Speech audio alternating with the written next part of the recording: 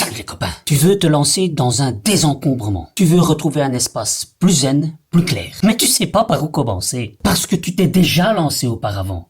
Et tu t'es senti débordé rien qu'en ouvrant un placard. T'aimerais bien, mais tu ne peux point. Alors on va découvrir ensemble comment éviter les pires pièges pour débuter ton désencombrement. Et il y a des endroits pour cela où il ne faut surtout pas commencer. Non, oh non. Là, c'est te piéger déjà avant de commencer. Mais avant ça, n'oublie pas de t'abonner à la chaîne, rien ne se perd ou presque. Tu cliques sur abonner, puis tu cliques sur la petite cloche, comme ça tu restes au courant avant tout le monde des nouvelles vidéos qu'il y aura ici sur cette chaîne.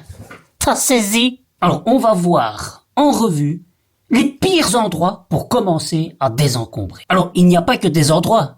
Il y a aussi des catégories qu'il faut essayer d'éviter. Comme par exemple, les objets sentimentaux. Alors s'il y a bien un truc par lequel il faut pas commencer, c'est ça, hein. Ça peut être, tu sais, tes anciennes lettres d'amour, par exemple. Les dessins des enfants. Ah oui, oui. Les souvenirs de voyage. C'est comme ouvrir une boîte à émotions, hein. Impossible de ne pas s'y perdre. Ça, c'est le genre de truc que tu dois garder pour plus tard, quand tu es rodé. Ah, il y a des trucs comme ça, c'est difficile de s'en séparer, hein. Moi, j'avais par exemple un lapin. Un vieux lapin tout dur comme ça, tu vois. C'est difficile même de dormir avec, parce qu'il est tellement dur que quand tu mets ta tête dessus, pof, t'es réveillé, hein. Mais c'était mon lapin fétiche parce que c'était la première pluche que j'avais reçue dès ma naissance. Alors je dormais pas avec, hein. Il était mis sur une étagère, parce que quand t'es tout petit, c'est pas la peine de dormir avec, hein. Et je l'ai tenu, tenez-vous bien, jusqu'à mes 20 ans. Et je m'en suis séparé malgré moi. J'avais un chat qui adorait jouer avec mes pluches. En particulier, celle-là. Et ce qu'il adorait par-dessus tout, c'est les décapiter. Et c'est ce qui arriva à Lapin Perlin Pimpin.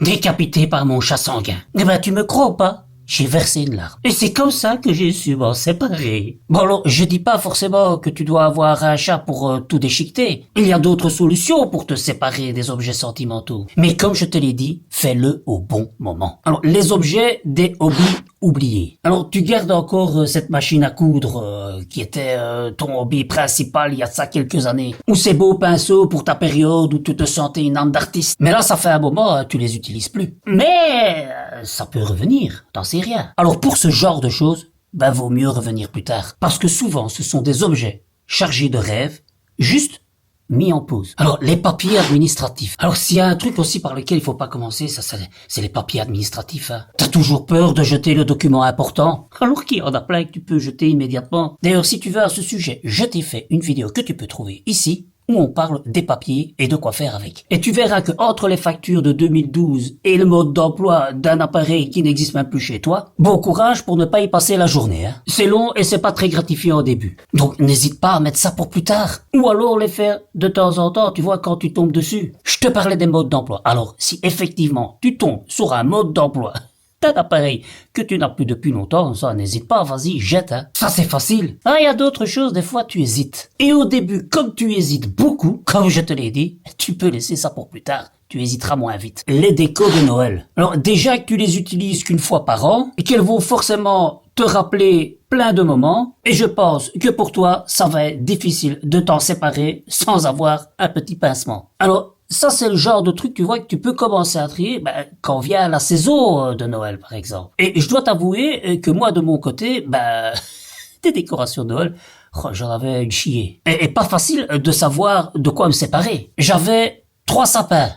Un blanc, un vert, un grand, un petit. Et puis au fur et à mesure des années, je m'en suis séparé. Je n'en ai gardé plus que un. Je dois t'avouer que j'ai encore 2 grosses boîtes de boules de Noël. Et pourtant, je ne sais pas toutes les utiliser. 2 grandes boîtes, c'est ce qui me reste. Parce que je me suis déjà séparé d'au moins 2-3 sacs de boules de Noël. Donc tu vois, même au stade où je suis, c'est encore compliqué. Donc, comme je t'ai dit, laisse ça au moment approprié. Les affaires des autres. Alors, c'est vrai que c'est plus facile de commencer à désencombrer les affaires des autres. Pas d'attachement, pas de sentiments. Mais,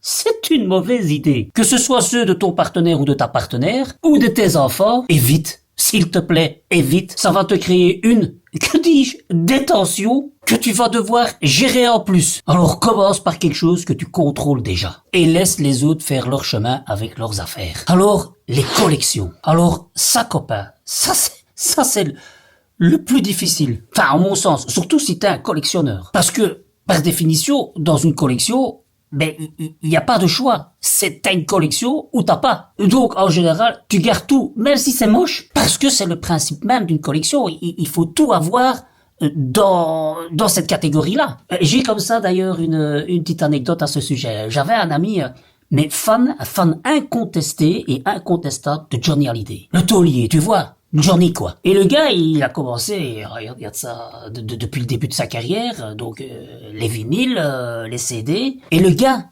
chaque fois que Johnny sortait un album, parce qu'il y avait une période comme ça où quand tu sortais un album, des fois tu changeais les pochettes. Eh ben, le gars, s'il y avait 10 pochettes différentes pour le même album, il achetait les 10 albums. Donc t'imagines, quoi, il avait 10 fois le même vinyle, mais avec des pochettes différentes. C'était les mêmes chansons, mais avec une photo différente. Eh ben, tu vois, ça... Si t'es pas un collectionneur, tu peux pas comprendre. Par contre, si t'es un collectionneur, ah ouais, tu vois très bien de quoi je parle. Et donc, c'est difficile de commencer par ça. Faut déjà avoir fait un sacré chemin pour pouvoir essayer de te séparer de ce genre de choses. Et je confirme parce que j'étais moi-même collectionneur, grand collectionneur de tout ce qui concernait le cinéma. Et quand j'étais plus jeune, j'achetais des magazines sur le cinéma. Mais alors, j'achetais pas un magazine. J'achetais 3, 4 magazines différents, hein.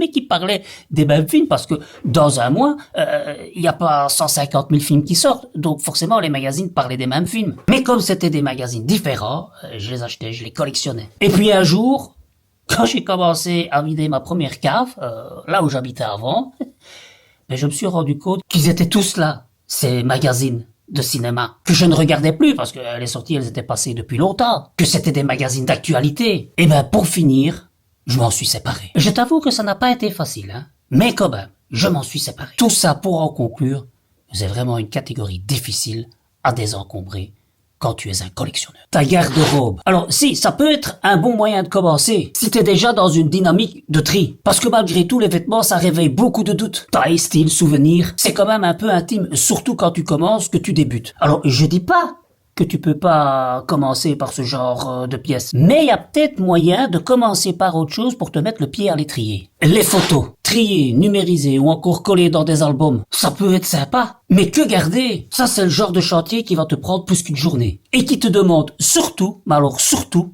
un esprit zen. Et entre nous, quand on commence, on n'est pas vraiment zen, hein. Et on n'est pas zen, pourquoi? Parce qu'on sait pas par quoi commencer. Alors, pour bien commencer, commence pas par ça. Le garage et la cave. Ça, c'est le coin des trésors oubliés. Ou plutôt la montagne des objets lourds et poussiéreux. En plus, si tu ne vis pas seul, tu risques de tomber sur des objets qui ne t'appartiennent même pas. Alors, je sais que pour le moment, c'est un peu la pièce que je te propose sur Patreon, parce que c'est ce que j'ai désencombre pour le moment de semaine en semaine, et que peut-être toi aussi t'es déjà plus loin dans ton désencombrement. Alors pour ceux-là, si vous savez pas comment faire, allez-y, je vous documente de semaine en semaine mon désencombrement, et pour les autres, patience, faites ça plus tard. Parce que moi-même, je me rends compte que c'est pas évident à désencombrer. Il y a tellement de bazar, tellement d'histoires, qu'il faut être déjà solidement rodé pour pouvoir tout désencombrer. Bref, pour l'instant, à écarter. Les objets au cas où. Les objets qui font partie du syndrome de l'objet parfait. Je t'en parle d'ailleurs dans cette vidéo, n'hésite pas à aller la voir. Souvent, les objets au cas où, c'est ceux qui nourrissent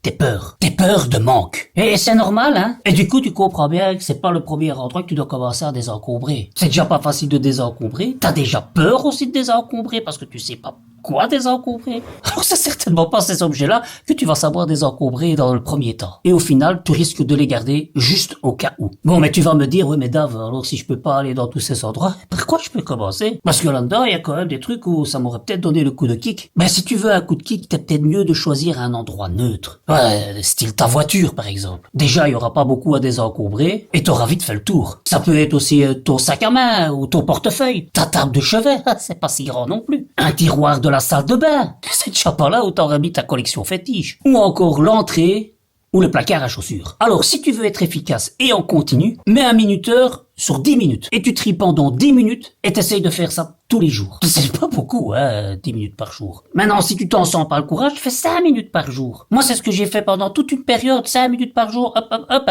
j'ai quand même désencombré pas mal. Et je t'ai répertorié tout ça sur Patreon, donc n'hésite pas à aller voir. Et tu vas voir que si tu tiens le coup, ce sera assez pour que ça devienne une habitude et tu seras surpris de tout ce que tu as accompli pendant ce temps? La boîte, je ne sais pas. Tu hésites? Ben, tu mets l'objet dans une boîte. Et tu fais ça pour chaque objet où tu hésites. Et tu regardes si après 30 jours, tu ne l'as pas utilisé, tu l'as pas réclamé, tu t'en souviens pas. Eh ben, crois-moi, tu peux t'en séparer. C'est que ces choses sont pas si importantes que ça pour toi. N'hésite pas à faire des photos avant, après. Ça va te permettre de voir l'évolution de ce que tu as fait dans une pièce. Et je t'assure, c'est le genre de truc qui te booste pour la suite. Alors ça, c'est puissant parce que ça te permet de voir ce que tu as fait, comment tu avances, même petit à petit. Alors, garde cette boîte où tu en fais une autre avec les objets que tu n'utilises plus et t'en fais une boîte de donation. Alors ça, tu mets devant ta porte d'entrée, une fois qu'elle est pleine, hop, eh ben, tu vas la donner à un organisme, à des défavorisés. Enfin, à des gens qui vont les utiliser. C'est simple et hyper efficace. Parle de ton projet. N'hésite pas à le dire autour de toi. Oui, ça y est, je m'y suis mis, je désencombre chez moi. Tu vas voir, tu vas créer de l'engagement, tu vas peut-être inspirer quelqu'un d'autre et tu avances en même temps que les autres. Tous ensemble, tous ensemble, tous ensemble. Voilà, maintenant tu sais par où ne pas commencer. Tu sais surtout par où tu peux aller sans te brûler les ailes. Et surtout, n'attends plus, c'est le bon moment de démarrer. Et comme disait mon grand-père, qui veut tout trier comme un lapin, finit souvent par abandonner avant la fin. Allez, j'espère que ces petits conseils pourront t'aider. Si t'en veux d'autres, sache que tous les matins à 9h, je te donne un petit conseil sur mon compte Telegram. Mais c'est surtout pour ceux qui veulent aller plus loin. Je te dis à très bientôt pour de nouvelles aventures. Moi, je t'attends de l'autre côté sur Telegram. D'ici là, porte-toi bien. Salut les copains.